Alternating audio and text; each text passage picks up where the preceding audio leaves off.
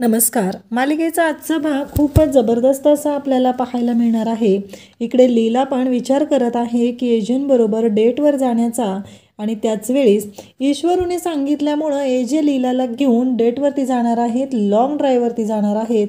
हे आपल्याला या व्हिडिओमध्ये पाहायला मिळणार आहे. त्यासाठी हा व्हिडिओ शेवटपर्यंत पहा. काही टेक्निकल प्रॉब्लेममुळं मी आत्ता इथे स्क्रीनशॉट म्हणजे फोटो वापरू शकत नाही. त्यासाठी मी तुमच्या सर्वांची क्षमा मागते. तर आजच्या व्हिडिओला आपण सुरुवात करूया. इकडे एजे आणि लीला बोलत असतात. लीला रडत असते तेव्हा एजे तिला म्हणत असतात की काय झालं. लीला म्हणत असते की एजे मला कळतच नाही आहे की मी काय केलं पाहिजे. तेव्हा एजे म्हणतात म्हणजे तुम्ही एवढी मोठी जबाबदारी माझ्याकडे दिली, तुम्ही आणि आजींनी मला सांगितलं, पण मी ती जबाबदारी पूर्णपणे पार पाडू शकले नाही. तेव्हा एजे म्हणतात काय झालं नक्की. तेव्हा लीला सांगू लागते की बघा ना, आज मी घरी होते आणि मी ती जबाबदारी अजिबात व्यवस्थित पार पाडली नाही, म्हणून तर हे सगळं घडलेलं आहे.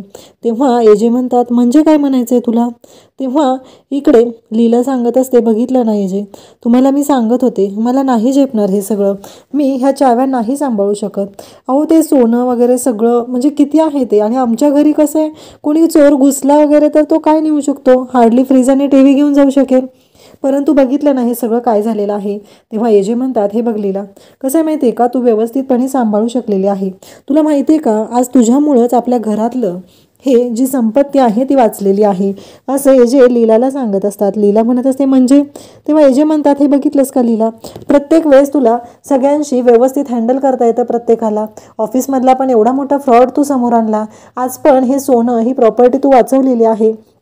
त्या चोराला तू काहीही घेऊन जाऊ दिलेलं नाही, त्याला पकडलेलं आहे. इव्हन वोटिंगच्या दिवशी पण तू माझीही बोलती बंद केलेली, आठवते का तुला, असं एजे लीलाला बोलत असतात. लीला म्हणत असते सगळं मान्य एजे, पण मला काही पटत नाही आहे की माझ्याकडून चूक झालेली आहे, ही मात्र गोष्ट मला मान्यच करावी लागणार आहे. तेव्हा एजे म्हणतात म्हणजे काय म्हणायचं आहे तुला. लीला म्हणते की पण माझ्यामुळे चोरी झाली ना. एजे म्हणतात त्याला तू जबाबदार नाही. आणि राहिला प्रश्न दागिन्यांचा, तुमच्या घरी तू म्हणते ना लॉकरमध्ये ठेवलेलं असतं, आपल्याकडे पण लॉकरमध्येच असतं, पण हे जे सोनं आहे किंवा हे दागिने होते, ही जी कॅश होती ती आपली डेली यूजची होती, त्यामुळं ती इथं ठेवली होती, असं एजे लीलाला सांगत असतात. लीलाला धक्का बसतो. लीला म्हणते काय, हे डेली यूजचं होतं. तेव्हा एजे म्हणतात की हो. तेव्हा लीला म्हणते अहो पण. तेव्हा एजे म्हणतात हो ते डेली यूजचंच होतं, त्यामुळंच ते आता घरात होतं, एवढं लक्षात असू दे. त्यानंतर लीला म्हणते की मला नाही झेपणार. एजे म्हणतात की हे सगळं तुला झेपणार आहे, तू चुकीच्या पद्धतीने विचार करत आहे, एवढं लक्षात ठेव. आणि एजे म्हणतात की मला माहिती आहे ही जबाबदारी तू व्यवस्थितपणे सांभाळू शकते, आणि आईनं तुझ्याकडे ही जबाबदारी दिलेली आहे ना, त्यासाठी काहीतरी कारण आहे, म्हणूनच तुला हे सगळं जपता येणार आहे हे मला खात्री वाटते. एजे असं म्हणतात. तेव्हा लीलालाही छान वाटतं. खरं तर लीला विचार करत असते. दुसऱ्या दिवशी सकाळी अलार्म वाजत असतो. अलार्म कुठे वाजतो हे एजेंटच्या लक्षात नसतं. एवढा कर्णकर्कश अलार्म कोणी लावलेला आहे म्हणून एजेंटची चिडचिड होत असते. एजे बोलत असतात आणि त्याचवेळी आपल्याला पाहायला मिळतं की लीला मात्र झोपलेली असते. एजे लीलाला आवाज देतात.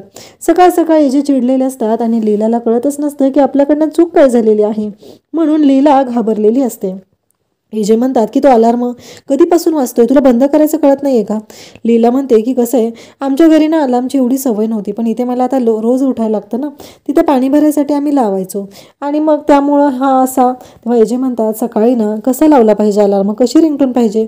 सकाळ सकाळ एजे चिडलेले असतात, कारण आदल्या दिवशी झोपतानाच लीला म्हणालेली असते की एजे तुम्हाला आठवते का, आजकाल ना तुम्ही माझ्यावरती रागवत नाही, तुम्ही माझ्यावरती ओरडत नाही.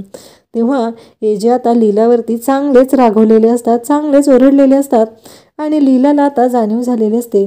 आणि मग दुसऱ्या दिवशी सकाळी लीला किचनमध्ये येते आणि सगळ्यांना सांगत असते की गरमागरम ब्रेकफास्टला बनवा.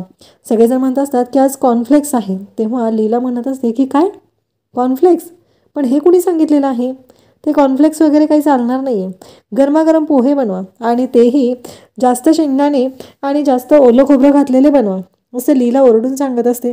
सुना हो म्हणतात, कारण त्या चिडलेल्या असतात. त्यांचं असं म्हणणं असतं की हिला काय जाते बोलायला, लीलाचं असं म्हणणं असतं की काहीही झालं तरीही आत्ता जे काही चालू आहे ते तुम्ही बंद करायचं आहे आणि गरमागरम पोहेच बनवायचे आहेत.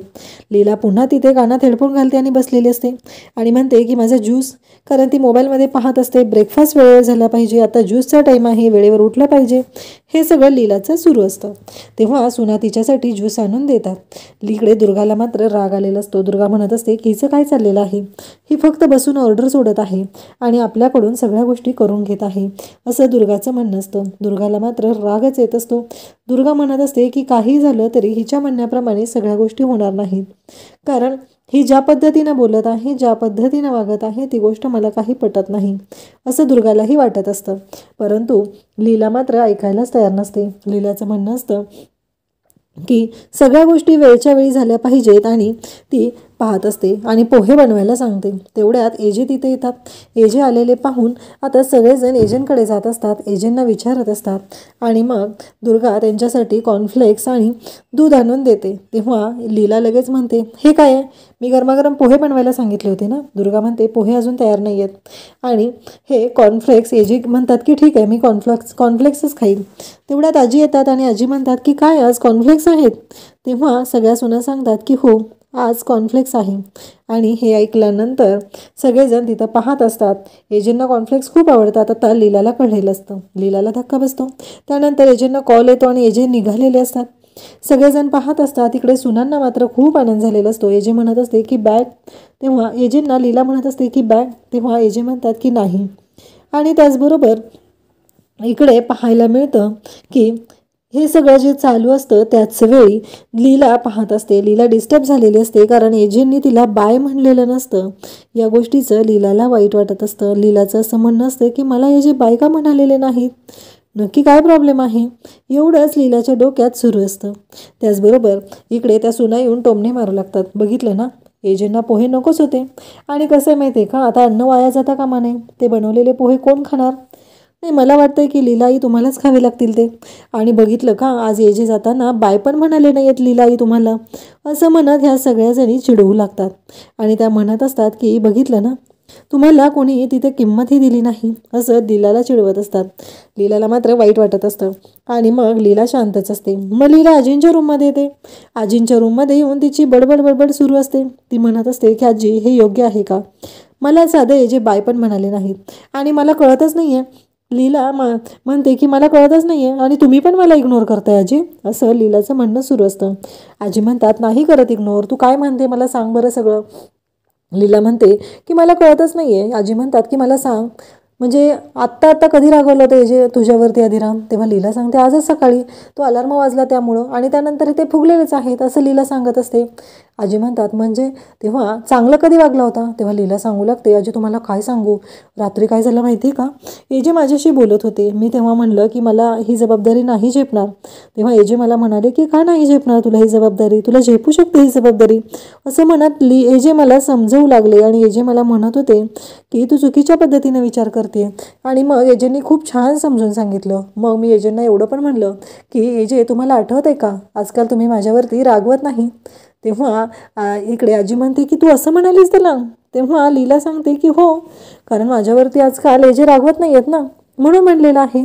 तेव्हा आजी म्हणतात तुला कळतं का गं, तू असं का म्हणाली असशील अधिरामला, तुझ्या लक्षात येत नाही आहेत का गोष्टी, असं आजी लीलाला म्हणू लागतात. तेव्हा लीला म्हणते काय झालं, माझं काय चुकलं. तेव्हा आजी म्हणतात की तुझं काय चुकलं याच्यापेक्षा मला सांग, तो चांगलं वागत होता तर तू त्याला म्हणते की रागवत नाही, मग आता तो तुझंच ऐकतोय ना.